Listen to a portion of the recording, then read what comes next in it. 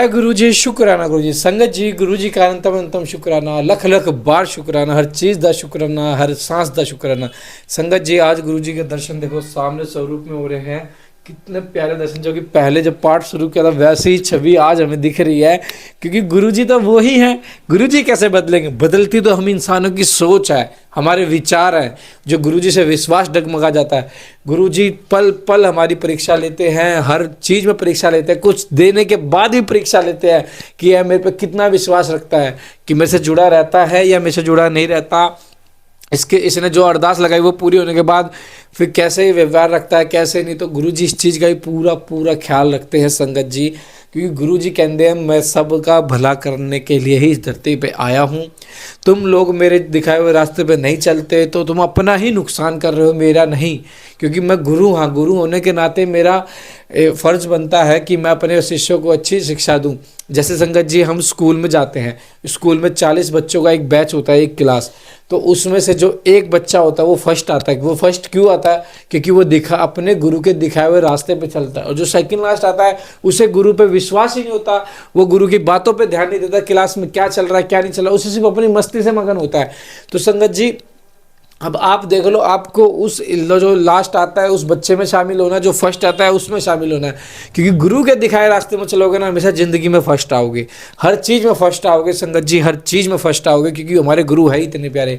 आइए संगत जी, गुरु जी के चरण स्वरूप का आशीर्वाद लेके आज का पाठ शुरू करते हैं, और पवन मंत्र के साथ। ओम नमः शिवाय। शिव जी सदा सहाय। ओम नमः शिवाय। गुरु जी सदा सहाय। जय गुरु जी।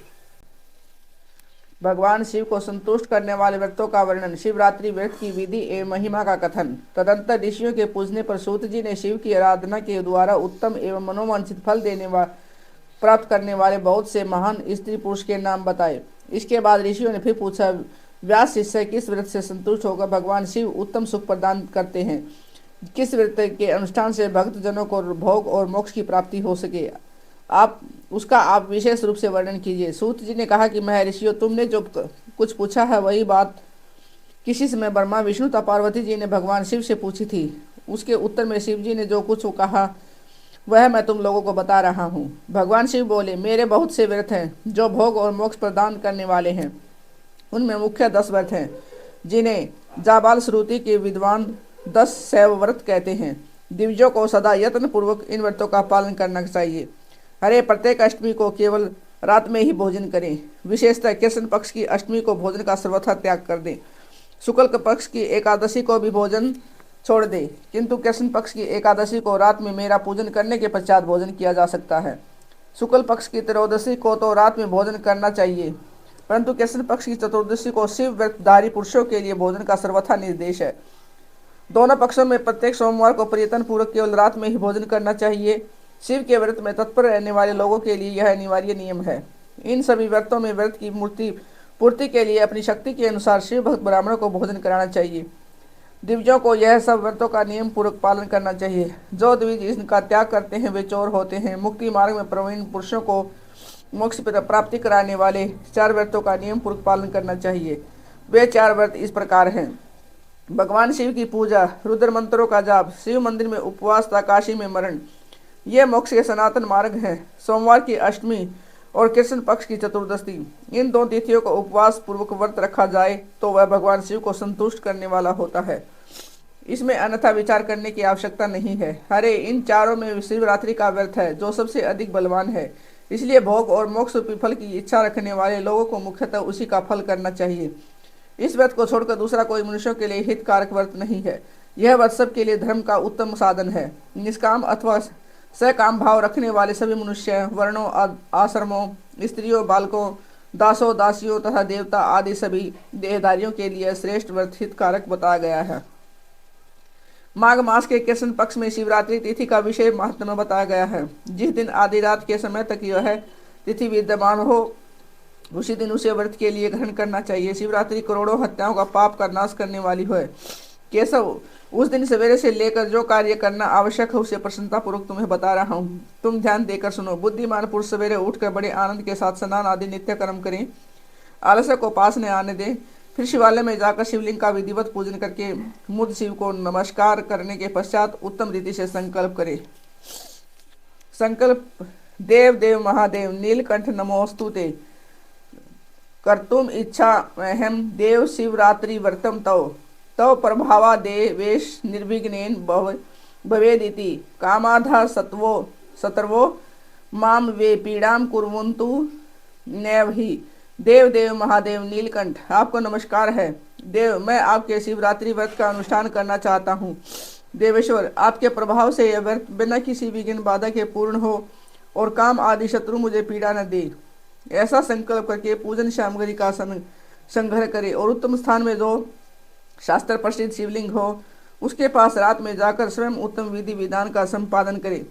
फिर शिव के दक्षिण या पश्चिम भाग में सुंदर स्थान पर उनके निकट ही पूजा के लिए संचित सामग्री को रखे। तदंतर श्रेष्ठ पुरुष वहां फिर स्नान करे। स्नान के बाद सुंदर वस्त्र और उपवस्त्र धारण करके 3 बार आचमन करने के पश्चात पूजन आरंभ करें। जिस मंत्र के लिए जो द्रव्य नियत हो उस मंत्र को पढ़कर उसी द्रव्य के द्वारा पूजा करनी चाहिए।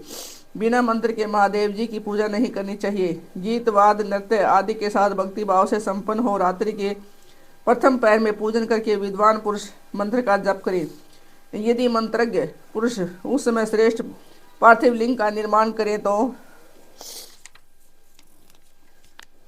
नित्य कर्म करने के पश्चात पार्थिव लिंग का ही पूजन करें। पहले पार्थिव बनाकर पीछे उसकी विधिवत स्थापना करें।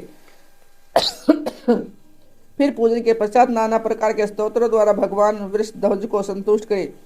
बुद्धिमान पुरुष को चाहे कि उस समय शिवरात्रि व्रत के महात्म्य का पाठ करे। श्रेष्ठ भक्त अपने व्रत की पूर्ति के लिए उस महात्म्य को श्रद्धापूर्वक सुने। रात्रि के चारों पहरों में 4 पार्थिव लिंगों का निर्माण करके आह्वान से लेकर विसर्जन तक क्रमशः उनकी पूजा करें और बड़े उत्सव के साथ प्रसन्नता पूर्वक जागरण करें। प्रातःकाल स्नान करके पुनः वहां पार्थिव शिव का स्थापन और पूजन करें। इस तरह व्रत को पूरा करके हाथ जोड़ मस्तक झुकाकर बारंबार नमस्कार कर पूर्वक भगवान शंभु से इस प्रकार प्रार्थना करें। प्रार्थना एवं विसर्जन। नियमो यो महादेव कृतश्चैव तवज्ञा तवदा गया विसृजयते मया स्वामिने व्रतम जातम अनुत्तमम वृत्तानेन देवेश यथाशक्ति कृतेन च संतुष्टो भव सर्वाद कृपां कुरु ममोपरि। महादेव आपकी आज्ञा से मैंने जो व्रत ग्रहण किया था स्वामी वह परम उत्तम व्रत पूर्ण हो गया है, अतः उसका विसर्जन करता हूँ। देवेश्वर सर्व यथाशक्ति किए गए इस व्रत से आज आप मुझ पर कृपा करके संतुष्ट हों। तत्पश्चात शिव को पुष्पांजलि अर्पित करके विधि पूर्वक दान करें। फिर शिव को नमस्कार करके व्रत संबंधी नियम का विसर्जन कर दें।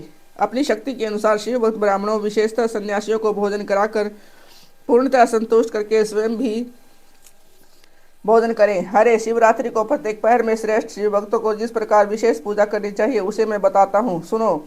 प्रथम पहर में पार्थिव लिंग की स्थापना करके अनेक सुंदर उपचारों द्वारा उत्तम भक्ति भाव से पूजा करें। पहले गंध पुष्प आदि 5 द्रव्यों द्वारा सदा महादेव जी की पूजा करनी चाहिए। उस द्रव्य से संबंध रखने वाले मंत्र का उच्चारण करके पृथक पृथक वह द्रव्य समर्पित करें। इस प्रकार द्रव्य समर्पण के पश्चात भगवान शिव को जलधारा अर्पित करें। विद्वान पुरुष चढ़े हुए द्रव्यों को जलधारा से ही उतारें। जलधारा के साथ साथ 108 मंत्र का जाप करके वहां निर्गुण सगुण रूप शिव का पूजन करें। गुरु से प्राप्त हुए मंत्र द्वारा भगवान शिव की पूजा करें, अन्यथा नाम मंत्र द्वारा सदा शिव का पूजन करना चाहिए। विचित्र चंदन, अखंड चावल और काले तिलों से परमात्मा शिव की पूजा करनी चाहिए। कमल और कनेर के फूल चढ़ाने चाहिए। 8 नाम मंत्रों द्वारा शंकर जी को पुष्प समर्पित करें। वे 8 नाम इस प्रकार हैं: भव, सर्व, रुद्र, पशुपति, उग्र, महान, भीम और ईशान। इनके आरंभ में ही श्री और अंत में चतुर्थी विभक्ति जोड़कर श्री भवाय नमः इत्यादि नाम मंत्रों द्वारा शिव का पूजन करें। पुष्प समर्पण के पश्चात धूप दीप और नैवेद्य निवेदन करें। पहले पर में विद्वान पुरुष नैवेद्य के लिए पकवान बनवा ले, फिर श्रीफल युक्त विशेषार्घ्य देकर तांबूल समर्पित करें।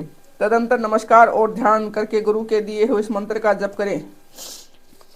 गुरुदत्त मंत्र न हो तो पंचाक्षर मंत्र नमः शिवाय मंत्र के जप से भगवान शंकर को संतुष्ट करें। धनु मुद्रा दिखाकर उत्तम जल से तर्पण करें। तत्पश्चात अपनी शक्ति के अनुसार 5 ब्राह्मणों को भोजन कराने का संकल्प करें। फिर जब तक पहला पहर पूर्ण न हो जाए तब तक महान उत्सव करता रहे। दूसरा पहर आरंभ होने पर पुनः पूजन के लिए संकल्प करें, अथवा एक ही समय चारों पहरों के लिए संकल्प करके पहले पहर की भांति पूजा करता रहे। पहले पूर्वोक्त द्रव्यों से पूजन करके फिर जलधारा समर्पित करें। प्रथम पहर की अपेक्षा दुगने मंत्रों का जप करके शिव जी की पूजा करें। पूर्वोक्त तिल, जौ और कमल पुष्पों से शिव की अर्चना करें। विशेषतर बिल्व पत्रों से परमेश्वर शिव का पूजन करना चाहिए। दूसरे पहर में बिजोरा नींबू के साथ अर्घ्य देकर खीर का नैवेद्य निवेदन करें। जनार्दन, इसमें पहले की अपेक्षा मंत्रों की दुगनी आवृत्ति करनी चाहिए। फिर ब्राह्मणों को भोजन कराने का संकल्प करें। शेष सब बातें पहले की भांति तब तक करता रहे जब तक दूसरा पहर पूरा नहीं हो जाए। तीसरे पहर के आने पर पूजन तो पहले के समान ही करें, किंतु जौ के स्थान में गेहूं का उपयोग करें और आग के फूल चढ़ाएं। इसके बाद नाना प्रकार के धूप एवं दीप देकर पुए का नैवेद्य भोग लगाएं।